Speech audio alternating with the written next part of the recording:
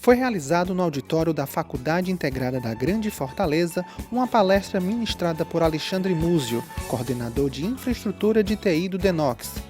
Na ocasião, o coordenador falou para os acadêmicos de ciência da computação da FGF sobre o mercado geral de TI, a nível Ceará e também a nível Brasil. O intuito da palestra era estimular os estudantes a ingressarem nesse mercado com maior facilidade. Hoje eu vou fazer um resumo aqui básico para vocês de como é que está o cenário geral de TI, tá? Com base em algumas pesquisas que eu fiz e na minha opinião pessoal também, tá? E contextualizar um pouco desse mercado com o uso de software livre, né? Que é a minha área de atuação principal, tá? Então basicamente o objetivo é esse. Essa é a minha experiência profissional. Eu trabalho, estou no mercado, né, de TI. Comecei já com software livre desde 2004, num estágio lá na Smaltec. Tá? E aí, depois de lá, eu fui para algumas outras empresas menores, passei algum tempo. E em 2006, mais ou menos, eu entrei na F13 Tecnologia. Não sei se vocês conhecem, mas é uma das principais empresas de software livre aqui do estado. Inclusive com reconhecimento nacional, né, em projetos. A minha bagagem principal de aprendizado foi lá. Atualmente, eu sou coordenador de infraestrutura de TI do DENOX. Eu sou terceirizado lá pela uma empresa chamada Montreal. Aqui ela não é tão conhecida, mas a nível Brasil ela é bem conhecida. Tá? Fiquem livres, né, para fazer pergunta durante a apresentação mesmo. Não precisa ser no final da palestra. Né? Uma das coisas mais importantes que eu acho numa palestra é a interação. Tá? Senão fica só eu falando e aí não faz muito sentido. Então, na hora que vocês tiverem uma dúvida, levanta a mão que a gente responde essa pergunta. Eu também estou iniciando aqui um trabalho acadêmico. Né? Eu vou ser professor de uma outra faculdade que está iniciando um curso de especialização em software livre. Tá? E aí a minha formação acadêmica, né? Eu sou especialista em governança de TI e bacharel em ciências da computação. Logo abaixo aí tem algumas certificações que eu tenho, né? Eu sou certificado ITIL. Já eu vou falar especificamente de certificações. Tá? Tem um slide aí só para isso. Então aí eu explico um pouco melhor o que são essas certificações aí. E eu também tenho alguns projetos, né, fora trabalho, né, mercado de trabalho propriamente dito, que eu sou sócio proprietário da Fame Treinamentos. Não sei se vocês conhecem, ela é uma empresa nova, onde boa parte do que eu vou falar aqui, inclusive de algumas ferramentas, a gente tem treinamento lá, online, tá? Um custo bem mais barato do que treinamentos presenciais. Então essa é a ideia. E eu também sou um dos criadores de uma comunidade de software livre chamada TuxCE. Hoje eu também vou falar mais especificamente sobre comunidades, né, de software livre. Hoje isso está, infelizmente, em baixa, né, infelizmente, mas inclusive é uma deixa aí para vocês. Lá no slide de comunidades a gente debate um pouquinho sobre isso. Esses aí são alguns dos principais projetos que eu realizei, com diversas soluções, né? Desde solução de correio, né? Como é no caso do M. Dias Branco, que inclusive isso, eu não tenho o número exato, mas resultou numa economia lá de cerca de R$500 mil ano, tá? Essa migração. E é uma empresa privada gigante, né? Uma das maiores aqui no setor de massas, né? Acho que do país, né? Não é nem do estado. Né? Também tem o DENOX, que é onde eu estou trabalhando atualmente. Né? Fizemos várias modificações lá, principalmente.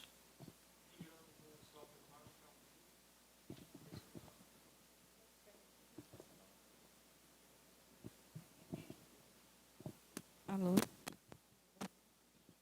Alô?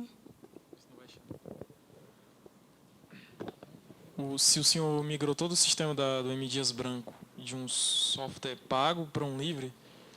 Lá no caso a migração foi do Microsoft Exchange, né, que é uma solução de correio paga da Microsoft, para software livre. No caso o Zimbra, com um anti-spam chamado ASSP. Também vou falar dos dois. Basicamente foi a troca e a economia foi na licença, né? Não precisa mais pagar a licença. E funciona melhor do que funcionava antes. Saiu até case em jornal e tudo, se você pesquisar aí você vai achar. Acho que foi no Diário do Nordeste, se não me engano. Tá? Então, aí, né, tem tanto empresas públicas, né, quanto empresas privadas e diversos softwares, como eu falei. Né? Se a gente fosse falar só, dá para fazer um case de cada um desses projetos, né? Mas a ideia é só mostrar para vocês aqui o poder do software livre na prática. Né? As palestras de software livre, se você acompanha isso ou der uma olhada lá no YouTube, lá do FISLI, né, que é um evento internacional, né, de software livre, mudou bastante o tema. Hoje a gente não fala mais que o software livre pode fazer tal coisa. Não é mais assim o tema. A ideia já é você mostrar resultados, porque isso já é uma ideia aceita pelo mercado de que a gente tem soluções livres de igual ou até melhor do que soluções proprietárias. Tá?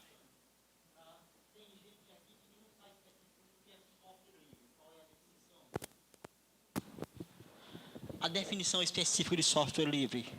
Já já eu vou contextualizar isso. Tem um slide só para dar uma explicação melhor sobre o que é software livre, viu? Aguarda só um pouquinho até a gente chegar lá. Tá? Então, basicamente é isso. E aí eu tenho um slide aqui aberto, né, sem nenhum tópico, só para a gente debater um pouco sobre como é que está o mercado de TI em geral, né, nem especificamente software livre. Né, como eu falei, eu vou contextualizar já já. É de ciência de todo mundo aí que a gente está no meio de uma crise financeira, aí, tá, talvez uma das maiores aí que o Brasil já passou. Isso é visível. Alguns de vocês provavelmente devem ter até contatos, né, amigos, parentes demitidos. Né? Eu, pelo menos, tenho amigos próximos que tiveram esse problema. E, por sorte, eu consegui ajudá-los, alguns deles, né, a se recolocar, usando o famoso networking, né, que eu vou já falar um pouquinho sobre essas dicas aí.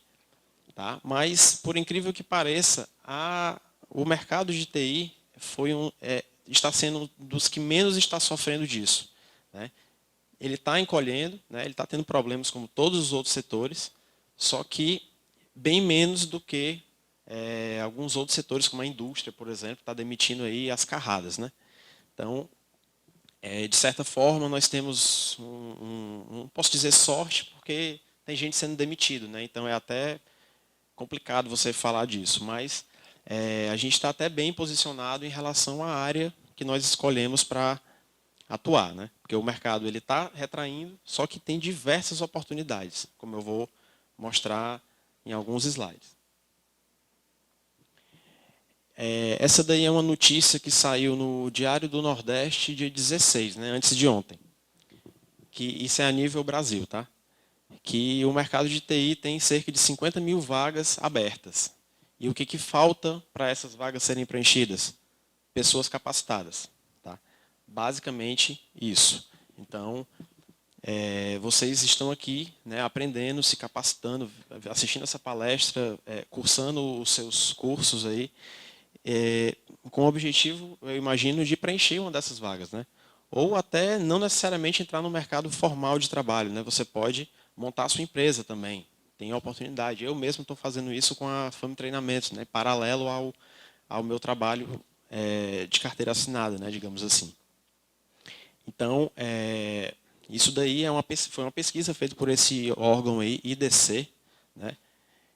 E saiu no Diário do Nordeste. Né? Então, isso aí mostra que tem oportunidades, é só a gente explorá-las. E um lado bom da crise, né, se pode se falar que existe lado bom, é que na crise você tem várias oportunidades. Surgem oportunidades porque as pessoas são obrigadas a sair da famosa e trágica, na minha opinião, zona de conforto. Né? Isso é um problema para muitas pessoas. Então você é obrigado a se mexer, ou para manter um emprego, ou para estudar um pouco mais para conseguir uma outra colocação. Enfim, e nisso surgem oportunidades. E para a área de software livre especificamente, as oportunidades crescem durante a crise porque várias empresas querem economizar, querem cortar custos. E nada melhor do que software livre para isso. Né? Eu acabei de falar aqui o caso do M. Dias, né, que conseguiu economizar uma boa grana com o software livre. Só que tem o lado negro também dessas 50 mil vagas ali sobrando, né, digamos assim. E é um problema que eu vejo principalmente na nossa área e vocês vão lidar com isso direto. Aqui eu vou mostrar uma vaga real, tá? Eu não citei a empresa, lógico, questões de confidencialidade. Eu usei meu networking para descobrir essas informações que eu vou mostrar aí. Então, se vocês disserem que fui eu vou negar até a morte, tá? Se bem que está gravado ali, né? Não vai adiantar muito. Mas, então, passa lá. Isso aí é uma vaga que está pedindo para o candidato ter nível superior completo em TI, ser especialista em alguma área de TI, né, em qualquer curso de TI. Ele também tem que conhecer banco de dados, especificamente Oracle e Postgre, não pode ser só um. Já, já. O melhor é para o final. Também tem que conhecer de Linux, redes, gestão de TI, ITIL, COBIT, gestão de projetos, programação e segurança da informação. Eu não sei o que falta para o cara conhecer aqui de TI. Não sei. Eu pensei se faltava alguma coisa, mas... Pois é, mas pedindo isso aí tudo é complicado. E aí o melhor. Dá um enter aí.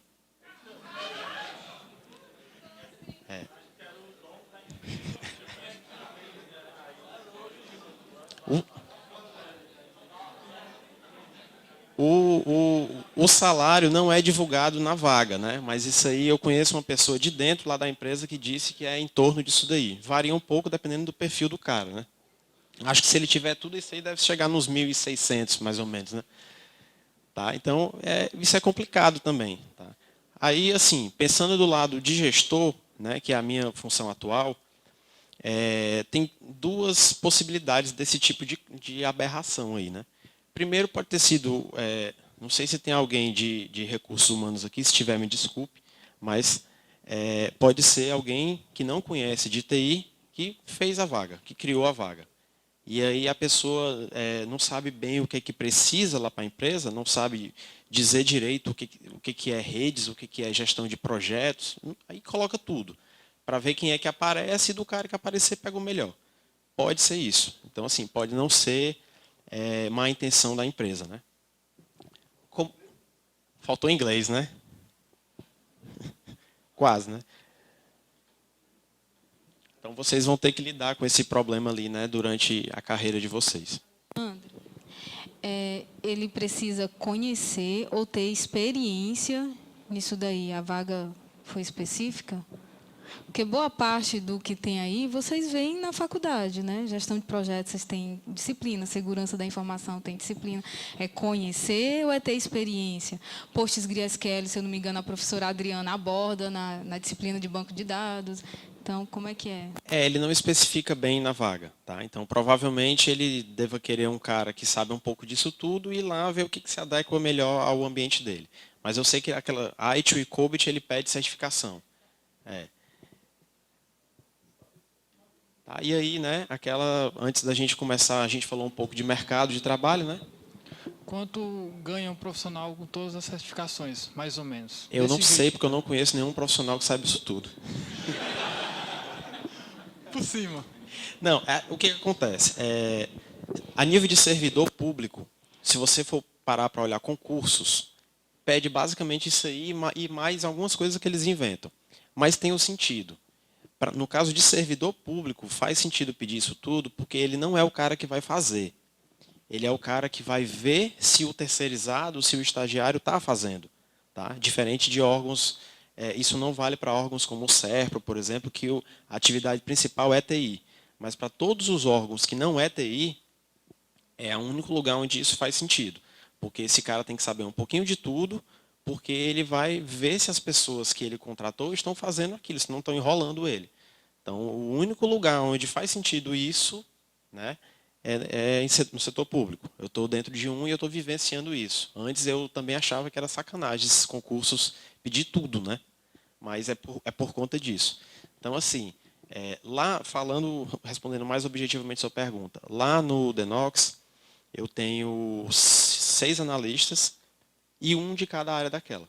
né? Eu sou o gestor, conheço de IT, de COBIT, de governança de TI, né? Mas eu já passei por cada um dos outros setores lá. Eu também venho da área técnica.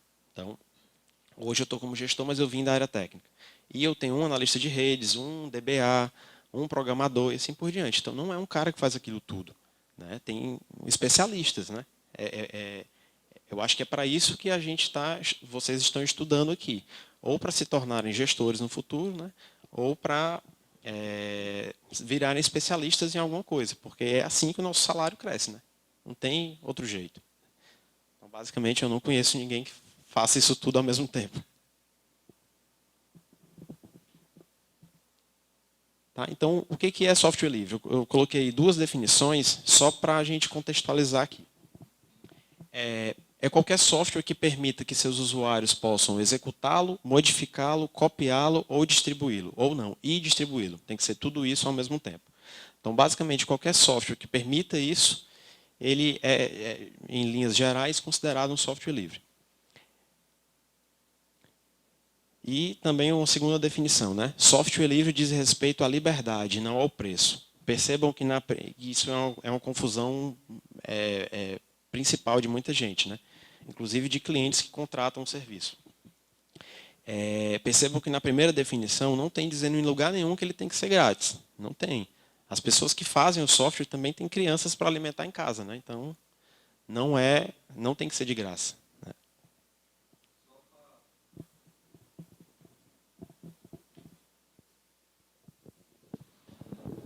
Só para ficar claro, para explicar um pouco para a gente a diferença entre o software livre e o open source. Né, que às vezes a gente acha que é tudo igual, mas tem as suas diferenças. Basicamente é o seguinte, aí a gente entra numa questão de licenciamento de software. Né? Para o software ser livre, né, segundo as definições do projeto GNU, foi basicamente quem iniciou isso tudo lá na década de 80, ele tem uma licença de software, que geralmente é a licença chamada GPL. Tá? Né? E aí, que inclusive quem criou esse tipo de licenciamento foi o projeto GNU. No caso de open source, né, que já é um termo mais abrangente, ele é mais no nível genérico, assim, ele não trata exatamente de licença. Você pode, por exemplo, ter um software que você disponibiliza o código dele para que outras pessoas modifiquem, leiam, mas que ele não seja livre, porque ele vai de encontro a uma daquelas garantias. Então, por exemplo, eu posso criar meu software, distribuir o código dele, mas eu não permito que ninguém mude o código e nem copie. Se eu quiser, eu posso fazer isso, só que ele não é livre, nesse caso. Para ele ser livre, ele tem que ter aquelas 4 liberdades ali. Né? Se ele não tiver, ele não é considerado software livre, segundo a definição do projeto GNU, que foi quem iniciou tudo isso. Tá? Então, basicamente, é questão de licenciamento de software. E aí existem várias licenças. Né? Tem a licença do BSD, né, que é um outro tipo de licença, que inclusive reza a lenda aí que a Microsoft usa muito desse tipo de licenciamento, porque ela tem um detalhe, que inclusive eu não citei ali. Para um software ser livre, quando você distribui, a pessoa que pegou o software, que modificou, ela não pode fechar. Ela tem que manter livre para sempre. Então, isso garante que aquele software que você, programador, teve lá o seu trabalho, se dedicar lá noites, em claro, para desenvolver o software, que ele vá continuar livre. Você não pode simplesmente chegar lá uma empresa, fecha o software e agora diz, você vai ter que pagar agora. Não pode. Isso vai de encontro à licença. Inclusive, alguns já tentaram fazer isso, levaram o processo e tudo mais. Tá? Então, a licença BSD, como eu citei no começo, ela permite, inclusive, que você faça isso.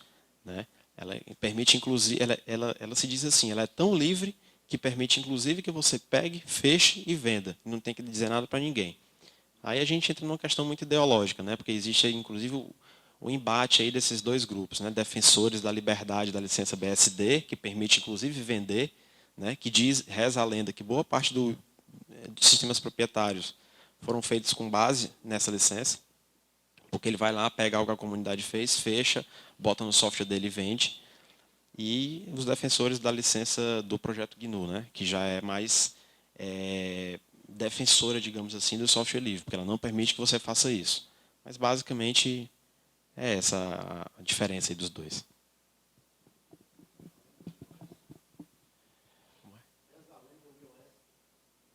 Exato. O iOS também. E a Microsoft, né? E aí tem alguns exemplos, né? Se a gente fosse falar também de exemplos de software livre, o que é, a gente teria mais uma palestra só disso, né? Porque isso tem diversas soluções.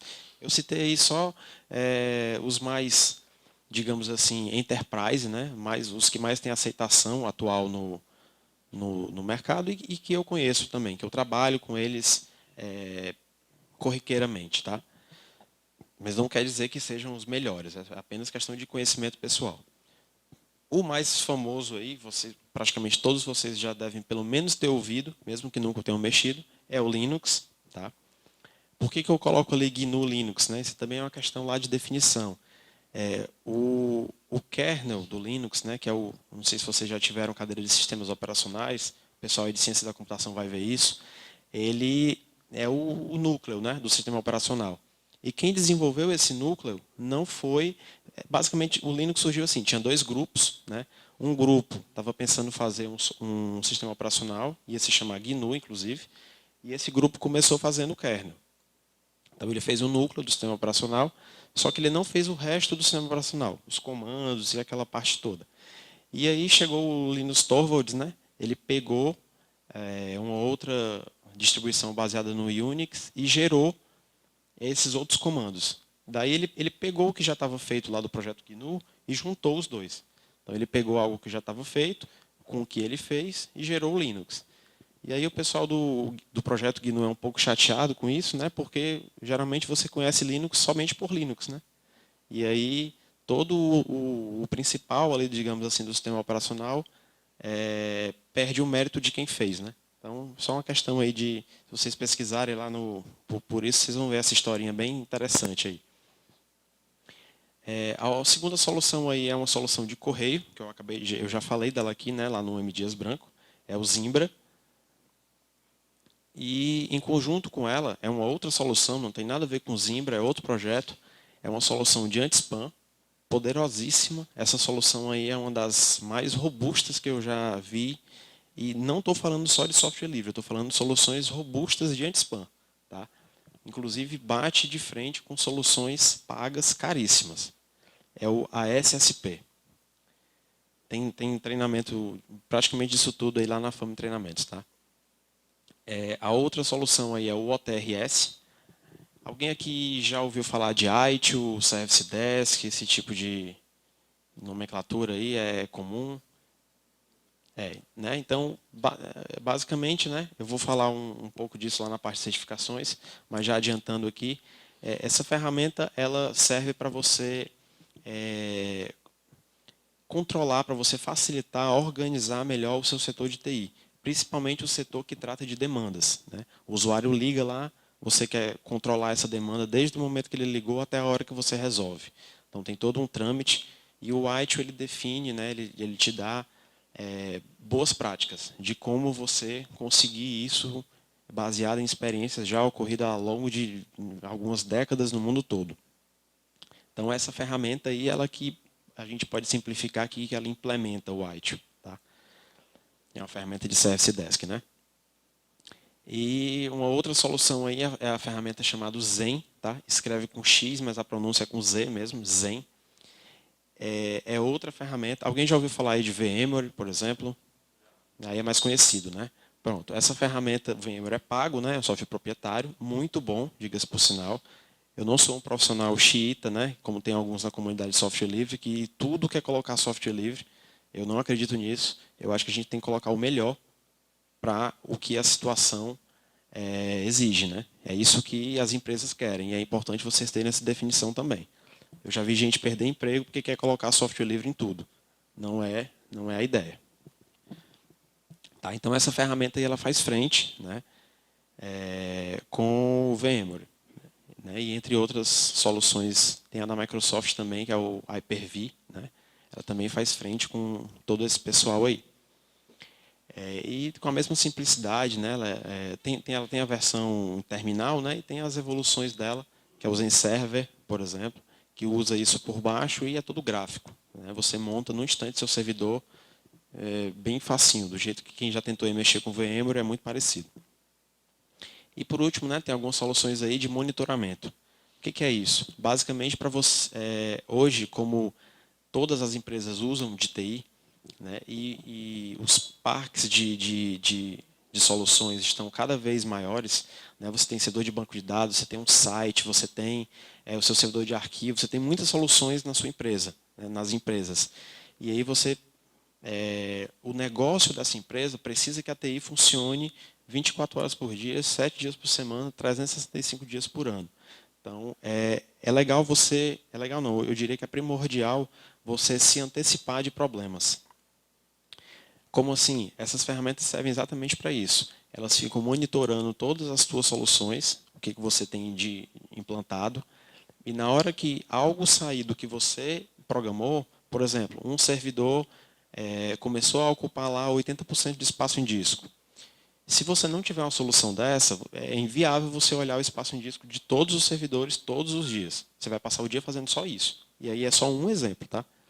Vai acabar que o servidor vai encher, vai ficar sem espaço em disco e você vai perder algum serviço essencial na sua empresa só por conta de espaço em disco. Então, essas soluções aí servem para ficar monitorando tudo isso e te avisa se algo sair do normal. Então, você consegue ter uma atitude proativa para aquele problema que iria acontecer. E aí você resolve e o cliente não fica nem sabendo.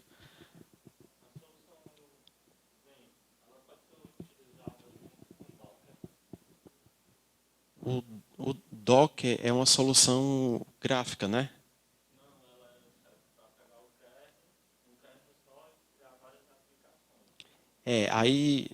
Na verdade, existe um subproduto do Zen chamado Zen Desktop, que ele faz basicamente isso, né? Essa solução aí que eu estou citando, ela é mais para nível de servidores. Então, por exemplo, como é que isso aí funciona? Desse jeito aí. Você compra uma máquina muito boa, né? E ao invés de você ter várias máquinas dessa, uma para o servidor web, uma para o servidor de arquivos, só em uma máquina você cria vários servidores virtuais. E aí você economiza tanto com hardware, quanto com energia, com tudo mais. Então, ela é mais para nível de servidores. Essa questão de você ter... não sei se é essa exatamente a sua pergunta.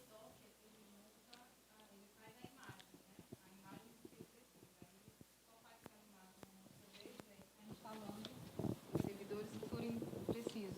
Eu nunca vi essa combinação. Eu acho que pode ser possível, talvez. Eu também nunca tive projetos assim com isso, não com servidores. Deixa eu passar lá. Tá, e aí tem um exemplo aí de demanda de mercado, né? O que o mercado está pedindo em relação a alguma daquelas ferramentas ali que eu citei, né? Esses dados aí eles foram obtidos da minha empresa, né? Da própria Fama Treinamentos.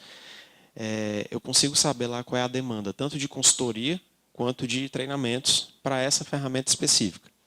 Tá? Então, cerca de 40% de demanda para essa solução aí vem do Sudeste, né? São Paulo e Rio, basicamente. Nordeste vem em segundo lugar, com alguns outros estados ali. E o mais, de certa forma, triste assim, dessa estatística, eu não coloquei aí, é que o Nordeste, apesar de estar em segundo lugar, o Ceará é só o quinto colocado ali em demanda por isso, né? Então, isso aí realmente é uma notícia assim, um pouco triste, mas tem o seu valor. Como assim? Eu percebo que muitas empresas daqui locais, né, estão acordando agora para essa questão de boas práticas de TI. É algo que provavelmente vocês vão ver aí em alguma disciplina. Tá? Hoje o mundo da TI, dos negócios, ele está num nível muito alto. Então ninguém fala mais em servidor, em instalar Linux. A empresa não quer nem saber disso. Ela quer saber do negócio dela funcionando, o cara lá ganhando dinheiro, todo mundo feliz. Tá? Então o papel de vocês como profissionais de TI vai ser prover isso, tá? Da forma que vocês acharem a melhor. Por isso que o cara vai estar pagando vocês para isso, né? Então, pode ser que o Ceará está um pouco atrasado ainda em relação a essas soluções, a essas boas práticas, né? Tanto que essa ferramenta, aí, como eu falei, né, que ela implementa o ITIL, que são boas práticas de TI, digamos assim, e várias empresas, quando eu chego lá para montar alguma coisa, o cara não tem simplesmente nada. Ele está num nível da TI chamado caótico. O que é isso? Como é que a TI resolve os problemas dos seus usuários? Basicamente, o usuário liga, quem tiver lá na TI disponível e atender o telefone, vai lá na máquina do cara resolver. Então, assim, não tem nenhum controle de entrada do processo, da saída desse atendimento, não tem relatório, não tem nada. Então, isso é o nível que a gente chama aí de governança nível 0 ou nível caótico, né? E algumas empresas daqui, não pensem que é só empresa fundo de quintal, ainda funcionam dessa forma. Por que eu digo que isso é bom? Mais uma oportunidade aí para a gente ganhar dinheiro, né? Mais uma oportunidade aí para vocês aprenderem e ganhar um pouquinho de dinheiro. Tá? E tem praticamente o Brasil todo, né, em busca desse tipo de solução. Isso aí também, né, novamente, foi só um exemplo. A gente consegue aí... Qual que é a ideia desse slide? É mostrar que existe demanda. Mesmo na crise, isso aí são dados recentes, né? Mesmo na crise tem oportunidade. Então, não fiquem desmotivados aí, achando que o mercado tá fraco, que não tem oportunidade, porque tem sim, bastante. É só você saber aonde procurar e estar no lugar certo, né, para ir capacitado, para na hora que chegar a oportunidade você saber agarrar, né? Saber pegar ela. Tá, e aí eu vou mostrar aqui algumas dicas. Tá? Isso aí é opinião pessoal, mas que eu já vi funcionar com diversos profissionais. Primeira coisa que você tem que fazer, né? Vocês já estão fazendo, né? Que é aprender.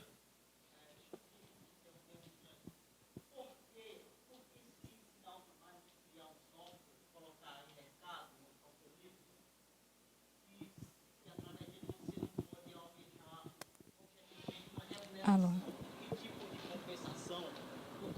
Começa de novo. Porque quem se dá o trabalho de desenvolver um software desse, livre, que não vai ter como exigir uma remuneração, uma compensação financeira, o faz.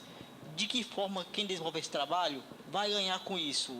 Que tipo de compensação se tem para se desenvolver uma atividade dessa? Até aqui eu sou meio capitalista, me parece estranho. Você passe 3 anos desenvolvendo um software e jogue no mercado sem ter como exigir uma compensação. Você tem uma ideia disso? Tenho sim. Para quem me tem aí no Facebook, a Lidiane sabe que eu sou tão capitalista quanto você está dizendo, né? Então, acontece o seguinte, todo mundo, como eu já falei, precisa ganhar dinheiro, né? O mundo funciona em torno disso. Então, como é que ganha dinheiro, né? Falando objetivamente, com software livre? Do nosso lado aqui é mais simples, a gente vai vender serviço. Então, o mercado de software livre ele tem muito disso. Tem muitos profissionais que vendem serviço. Eu ganho uma vida assim, né? Eu tanto faço consultoria, quanto eu também tenho um trabalho, né, de carteira assinada, que o meu objetivo lá é só manter os software livres daquela empresa. Porque ela optou por usá-los porque é mais barato, no caso como é um órgão público, porque é determinação do governo federal, enfim, tem esses motivos do lado da gente, né, aqui de quem está trabalhando com isso. Para o desenvolvedor, ele pode ganhar de 2 formas. Geralmente, todas aquelas soluções ali que eu falei livres, elas têm ou um produto pago, tá? Que tem alguma coisa que naquela versão livre não tem. Isso é totalmente condizente com a licença livre, com o software livre. Lembra que eu falei que ele não tem que ser grátis. Isso é um erro comum. Você pode vender software livre. O Zimbra, que é aquela solução que eu falei que está lá no M. Dias Branco, o M. Dias Branco usa a versão grátis mesmo, né? Mas o Zimbra tem uma versão que custa R$300 mil por ano. Então, o que ela faz além? Backup. Basicamente, algumas outras coisinhas, mas basicamente ela tem backup, que a versão gratuita não tem. Você tem que dar um jeito de fazer o backup lá. Ou comprar soluções de terceiros que se integram ao Zimbra para fazer backup. Então, essa é a primeira forma. A empresa que desenvolve, ela lança plugins, né? O OTRS também tem muito disso. Lança plugins e contratos de suporte. Você pode dizer o seguinte, a empresa faz, né, o grupo de desenvolvedores faz, lança no mercado e diz, tá aí, usem. É de graça, você pode baixar, instalar aí à vontade. Se você tiver algum problema e quiser me contratar para resolver, como fui eu que fiz, eu sei resolver melhor. Então me contrate, você pode comprar a ferramenta e um contrato de suporte comigo. Custa tanto. Aí você não paga pelo software, você paga pelo serviço de suporte daquela empresa. Então é como se fosse um contrato meio que embutido. Então, basicamente, é assim que as pessoas ganham dinheiro com software livre dos 2 lados, de quem desenvolve e da gente que trabalha com isso, né? Não sei se tem algum desenvolvedor aí, né? Se não tiver, eu espero que tenha em breve, né? Então, basicamente é isso.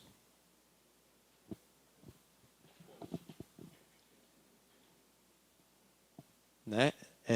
Segundo tópico, não adianta você só aprender sem você fazer. Né?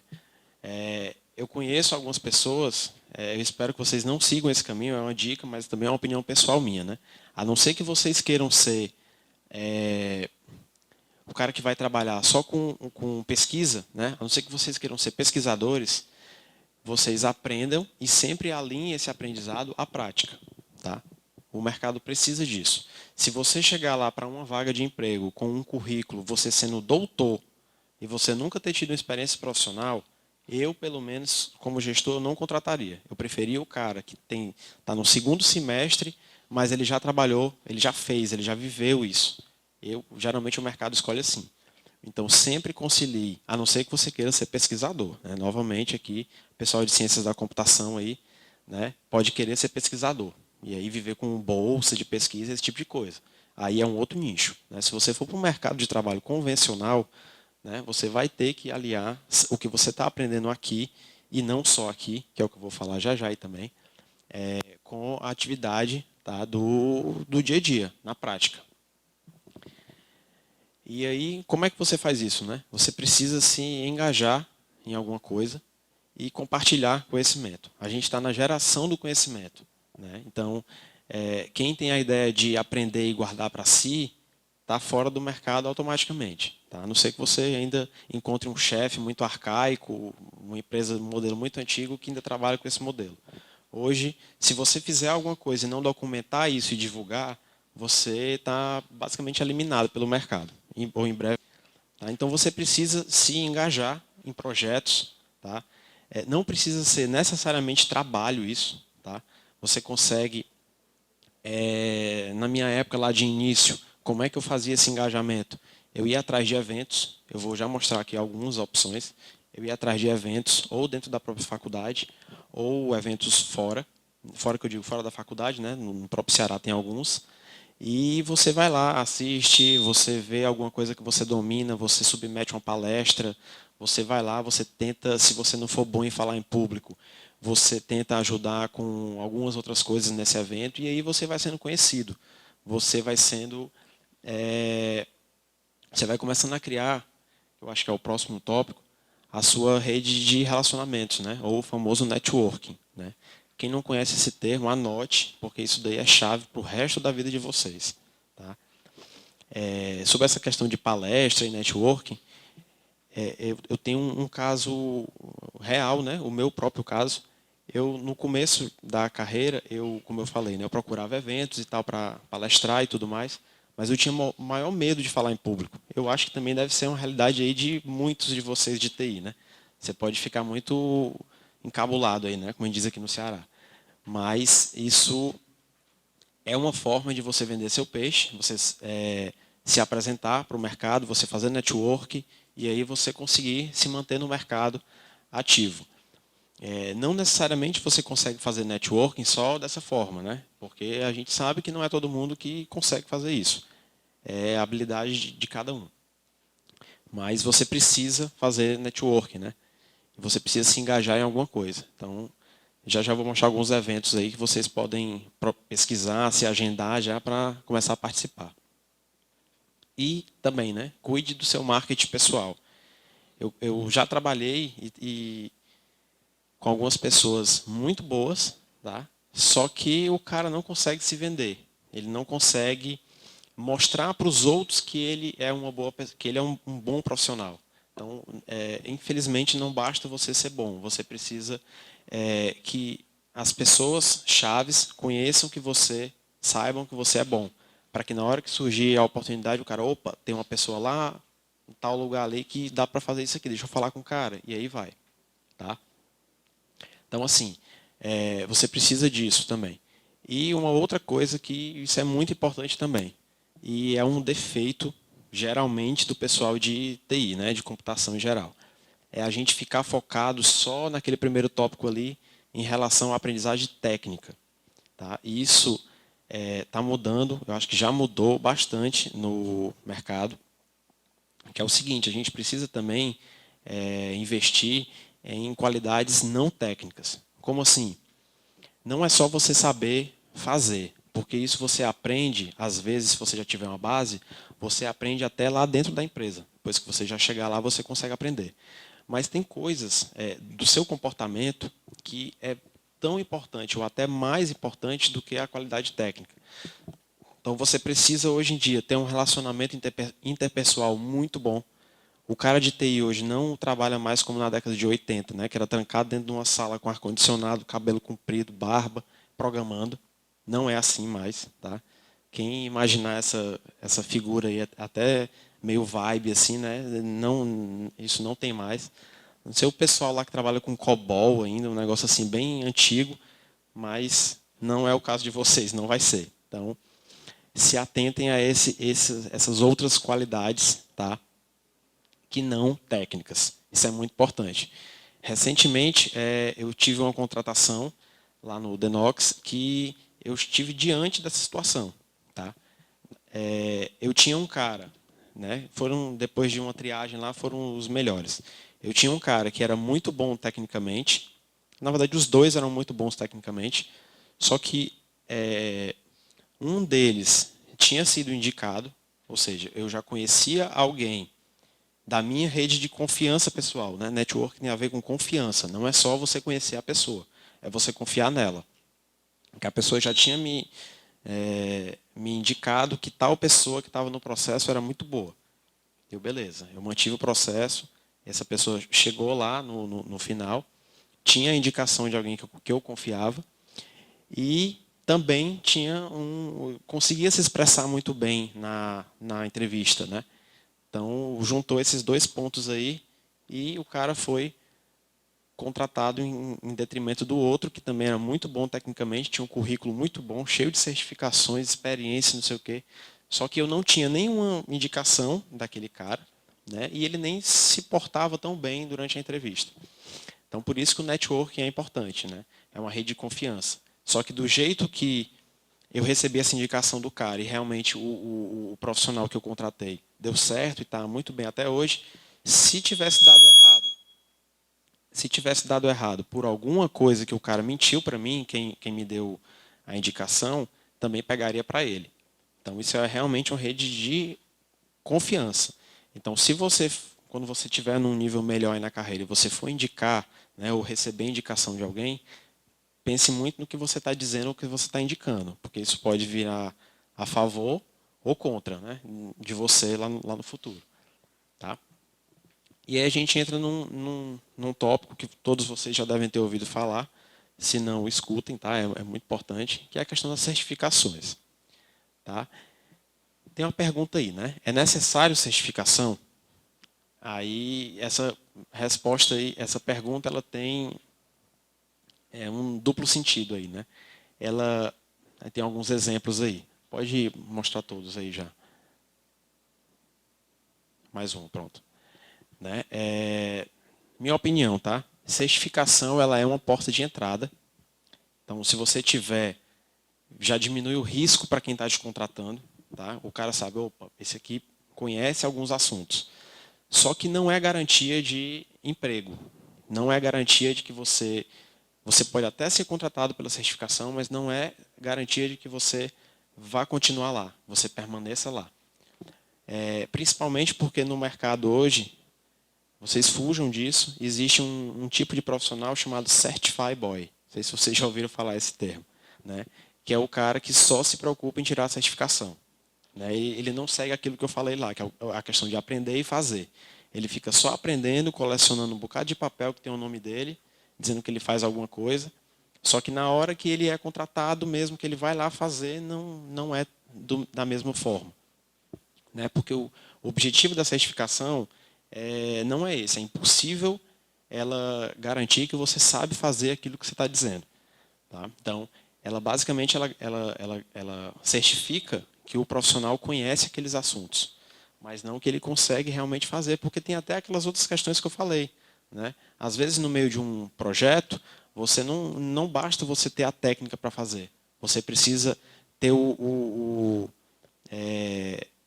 traquejo de você conseguir conversar com as pessoas, de você convencer pessoas de tal coisa, você arrumar parceiros para que aquilo funcione, né? Senão, não vai funcionar. Então, certificação é importante, né? Mas não pensem só nisso. Pensem principalmente em aprender, em saber fazer o que a certificação cobra, porque é isso que, na prática, vai garantir o seu futuro, sua carreira, né?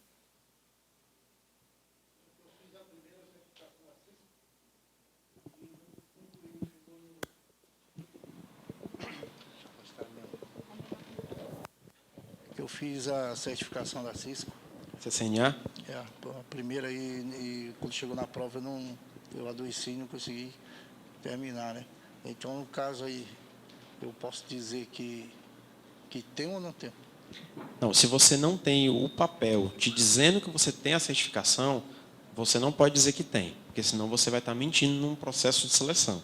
Agora, se você já trabalhou com isso na prática? Mas eu sei configurar tudinho. Então pronto. Então o que você pode dizer no currículo? Você não tem a certificação, você esquece isso. Mas você fala que tem experiência em configurações de roteadores Cisco, por exemplo.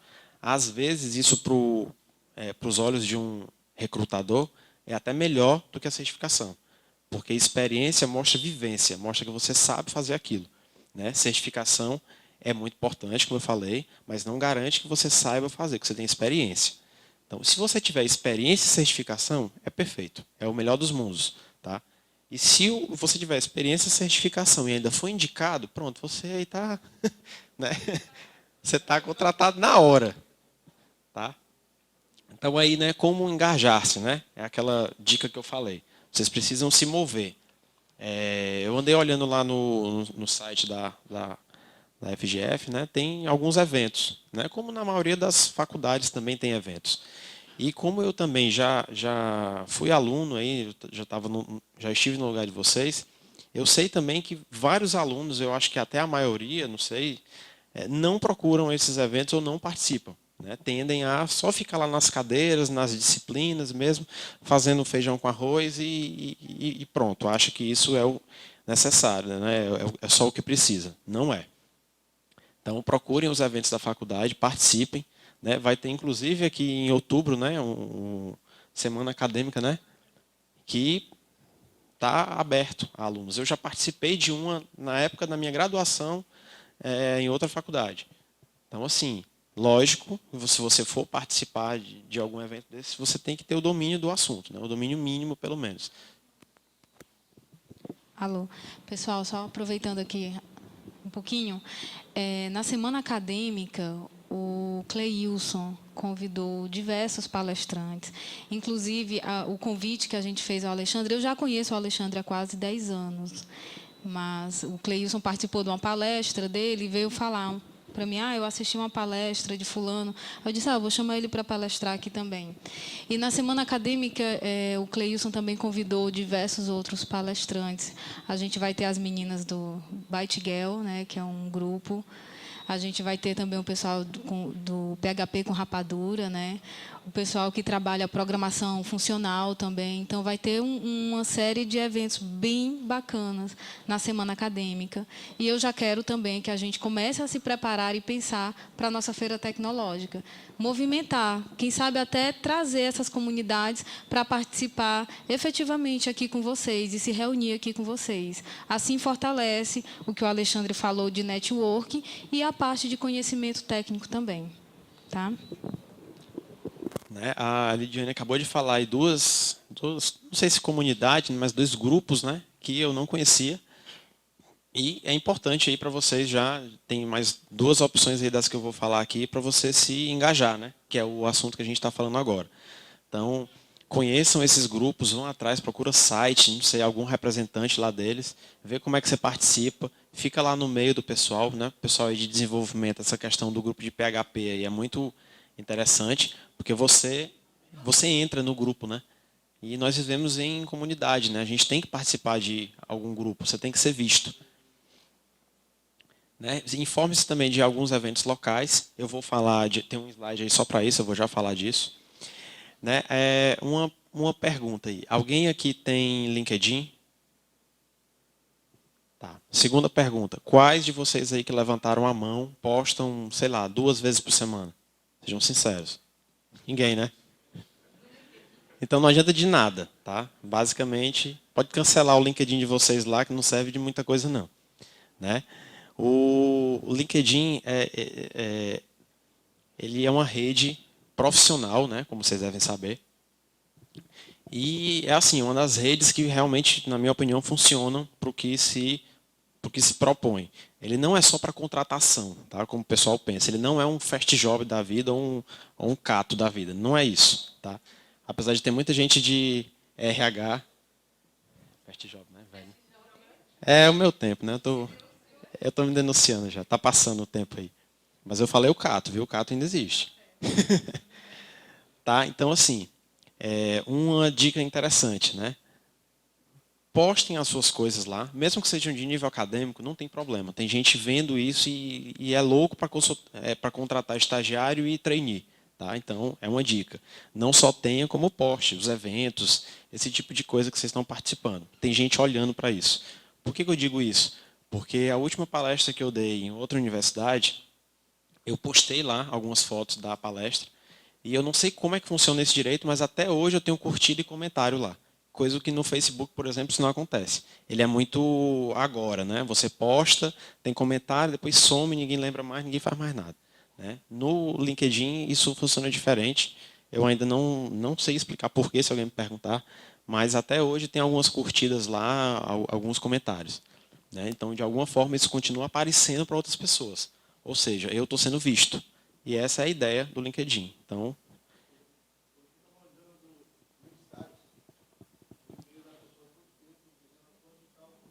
postou tal coisa, né? Do interesse dela. Pois é.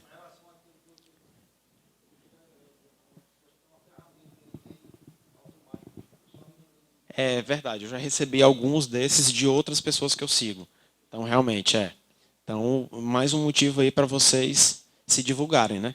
Mostrar o que vocês estão fazendo a nível profissional. Pelo amor de Deus, não vão usar como vocês usam o Facebook, tá?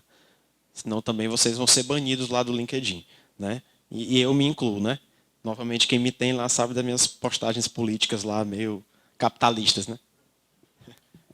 Tá? Então, uma outra forma também de você se engajar é através de listas de discussão, tá? E de grupos em geral. Tá? A própria Tuxer, né, que é uma comunidade de software livre que está realmente, como todas as comunidades de software livre, estão bem fracas aqui no nosso estado. Né? Na minha época e da Lidiane lá, isso era bem mais forte. Né? Hoje está praticamente acabado. Né? Todos os eventos aí estão acontecendo ainda, só que estão, em termos de comunidade, está fraco. Tá? Então, é uma oportunidade aí para vocês ressurgirem alguma dessas aí, ou criar uma nova, sei lá. Né? E você precisa criar coisas, né, e compartilhar isso para o mundo, mostrar o que você está fazendo. E aí tem esses diversos canais aí. Tá? E aí, nesse slide aí, eu vou falar um pouco sobre quais eventos, né, de software livre a gente ainda tem aqui no nosso, tanto no estado quanto no Brasil. Né? Esse é o evento aí que ainda existe, ele é bem antigo, o FLISOL, tá? Festival Latino-Americano de Instalação de Software Livre. Esse é um evento muito bacana para quem está começando, porque não necessariamente você participa sendo palestrante ou dando algum minicurso, você pode participar, como eu comecei lá participando, e a Lidiane também, de instalação de software livre. O objetivo principal desse evento é isso.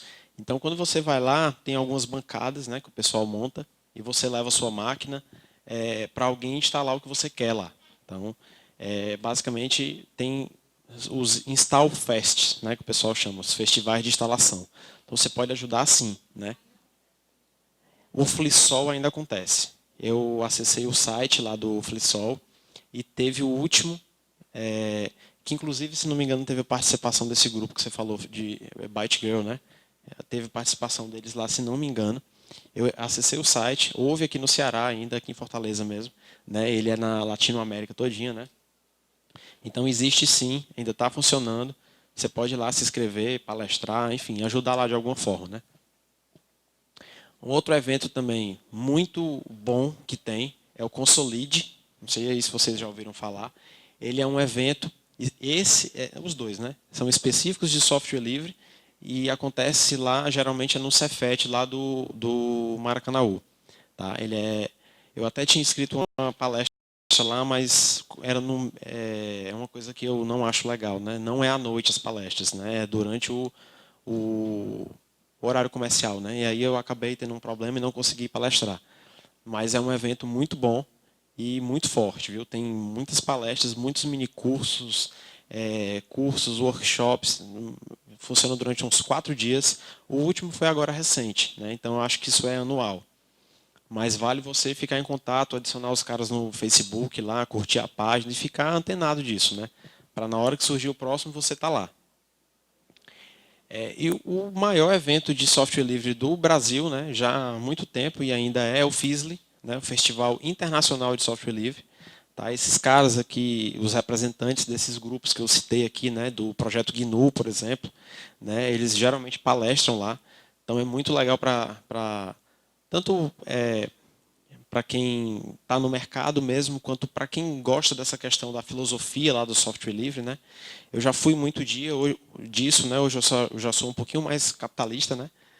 Mas eu ainda sigo lá as bases do software livre, né? Então é um evento muito bom. E tem também uma página que inclusive vai te dar mais eventos disponíveis, é a da PSL, né? Projeto Software Livre Brasil.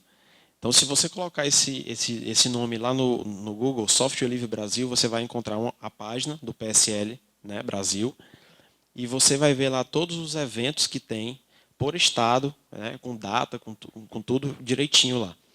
E aí, com isso, você consegue se programar, ver os eventos que tem. Aí eu coloquei só os principais, né, e os que eu conheço. Então, lá tem diversos outros eventos. E você pode usar aquela dica lá de engajar-se, né? De você participar disso de alguma forma. O importante é participar, ser visto, né? Então, outra opção aí para vocês aprenderem, né? São os cursos de extensão, né? E aí tem diversas opções para vocês continuarem aí o seu aprendizado. Tem a FAM Treinamentos, como eu já falei, é a minha empresa. E tem a Udemy, né? Também tem cursos à distância, né? Essas duas aí são só com treinamento à distância. Tem a GoLearn, as 3 aí já puxando a sardinha para o meu lado também tem treinamento gratuito, viu? Né? Tem que vender o peixe, tem que alimentar as crianças, né? E as 3 aí primeiras são com treinamento à distância. Tem a Secrel também, que tem treinamentos, até onde eu sei, só presenciais.